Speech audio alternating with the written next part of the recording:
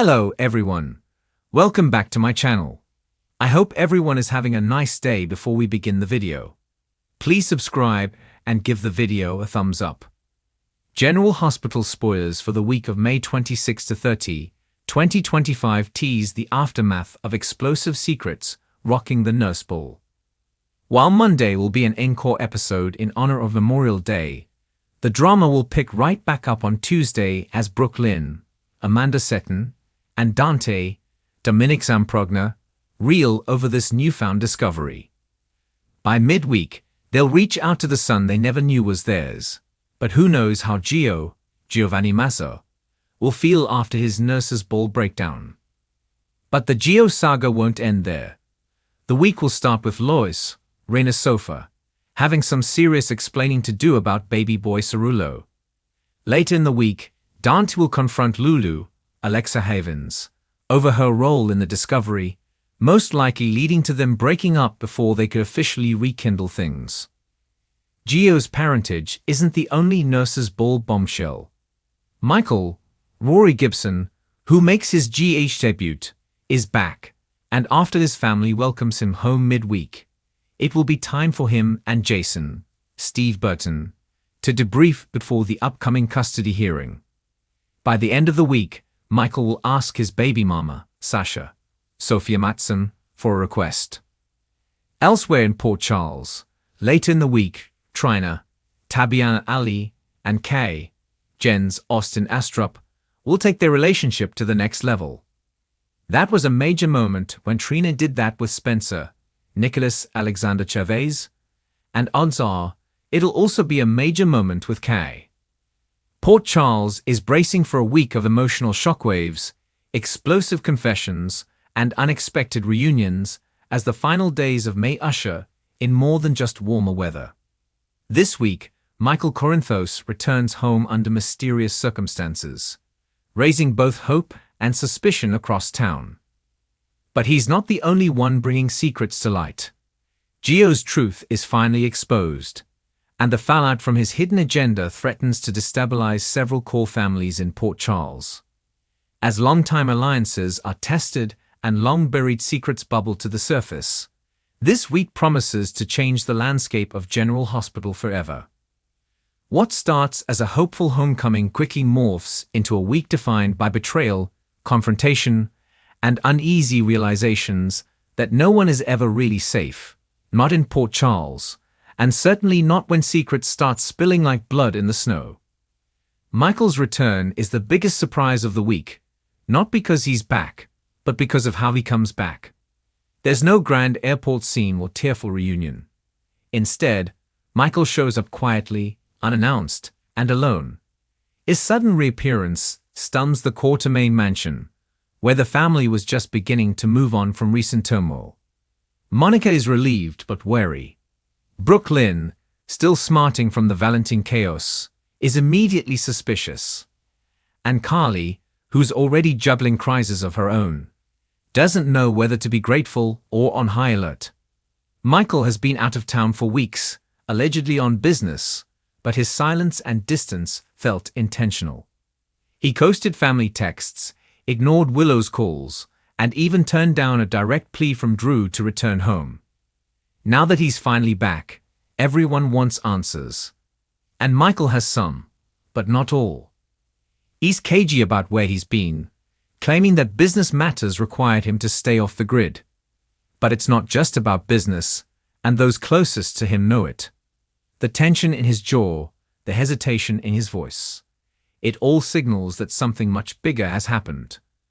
Willow is overjoyed to see him, but even she can't deny that Michael seems changed, hardened, focused. And when he finally sits down to speak with Sunny, the tension between father and son nearly combusts. Michael wants to play nice, to keep the peace for the sake of the family, but Sunny sees through it. The war between them may be dormant, but it's far from over. And Sunny's not the only one who senses a storm brewing. Nina, desperate to reconnect with Willow, seizes on Michael's return as a chance to make inroads. But she may soon regret inserting herself into their fragile peace. Meanwhile, the long-brewing mystery around Gio finally boils over. The charming, quick-witted young man who's been finding his footing in Port Charles has been hiding a massive secret. And it's about to change everything. For weeks now, Gio has been walking a tightrope, playing it cool while trying to protect the truth from spilling out. He's built friendships, earned trust, and even begun developing a possible romance. But underneath that cool exterior lies a web of lies, and this week, the threads finally snap. When Dante uncovers a hidden connection between Gio and a previously unknown figure from his own past, alarms go off. At first, Gio tries to deflect, but it's no use. The evidence is too strong, and the timing too perfect. Confronted with the facts, Gio is forced to come clean, and the revelation sends shockwaves across Port Charles. Turns out Gio isn't who he's been claiming to be. His real identity links back to a long-forgotten mob family once tied to Sonny's early days. And his presence in Port Charles isn't coincidental, it's strategic. Gio's been gathering information, feeling out the players, and feeding intel to someone on the outside. Whether he's working for a rival family or trying to avenge a long-standing grudge is still unclear. But his betrayal hits hard, especially for those who trusted him. Trina is devastated. Spencer, already teetering on the edge emotionally, feels doubly betrayed. And when Sonny learns the truth, his reaction is swift and brutal. But Gio, surprisingly, doesn't run. He owns up to his mistakes and offers a counter-proposal, information for protection. He claims he's done being a pawn and wants a fresh start. Whether anyone believes him is another story entirely. Back at G8, Willow is trying to focus on her patience, but Michael's return has thrown her equilibrium off. She wants to trust him, but his evasiveness is driving a wedge between them. When she confides in Sasha, her fears become clear. What if Michael didn't just leave to handle business? What if he left to walk away from everything? Sasha tries to reassure her, but she's also watching her own relationship start to unravel. Cody has been distant ever since his argument with Dante, and even though he swears he's just tired, Sasha isn't convinced. With Gio's reveal threatening to drag everyone into chaos, Cody's connection to the underworld may not be as far in the past as he claims. Meanwhile, Elva is keeping secrets of her own. Her ongoing manipulations with Valentine are about to reach a boiling point, especially now that Charlotte has begun asking uncomfortable questions. Ava's facade of control is beginning to slip, and it won't be long before someone catches her in a lie she can't explain away.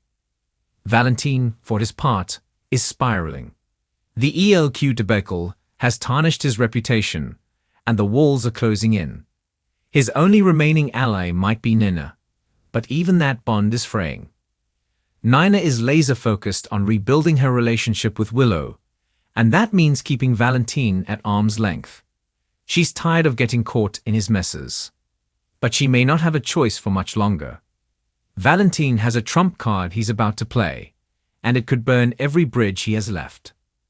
Elsewhere, Christina's pregnancy continues to be a point of emotional friction. Molly and TJ are doing their best to navigate the complexities of surrogacy, but the emotional lines are becoming harder to define. When Christina makes an offhand comment about baby names during a family dinner, it sparks a major argument with Molly, who accuses her of overstepping. The sisters attempt to smooth things over, but the damage is done. Alexis urges calm, but even she can't deny that this arrangement is beginning to cause more harm than good.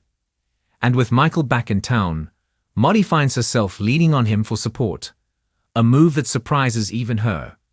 Could Michael's return offer the stability she needs, or will it only entangle her further in family drama?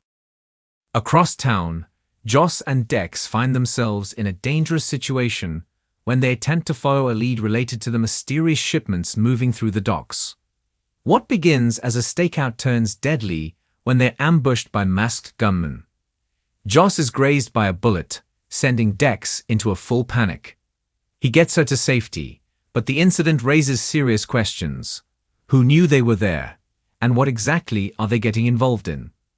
Sonny demands answers, and when Dex hesitates, Sonny begins to suspect that his former enforcer may be working an angle. The idea that Dex could be double-crossing him doesn't sit well, and if Sonny's paranoia takes over, there could be a price to pay. Meanwhile, Brooke, Lynn, and Chase are trying to plan their wedding, but every time they take a step forward, something drags them 2 steps back. This time, it's Lois, who arrives back in Port Charles with opinions, expectations, and a stack of old wedding plans from her own big day. Brooke Lynn wants her mother involved, but not running the show. When Lois tries to strong-arm her into a specific venue and guest list, tensions flare. Chase tries to play mediator, but he's soon pulled into the crossfire. What should be the happiest time of their lives is becoming yet another battleground, and Brooke Lynn begins to wonder if eloping might be the smarter move. The week closes with a shocking cliffhanger as someone from Gio's past shows up at his door. The visitor's face isn't shown, but Gio's reaction says it all. He didn't expect this, and he's not ready.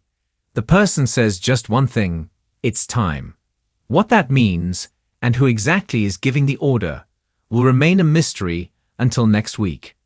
But with Michael's secrets bubbling up, Gio's lies exposed, and the Quatermains, Corinthoses, and Cassadines all inching closer to implosion, the final days of May in Port Charles are setting the stage for a summer of unrelenting drama. Thanks for watching this video, and please subscribe our YouTube channel for more update news.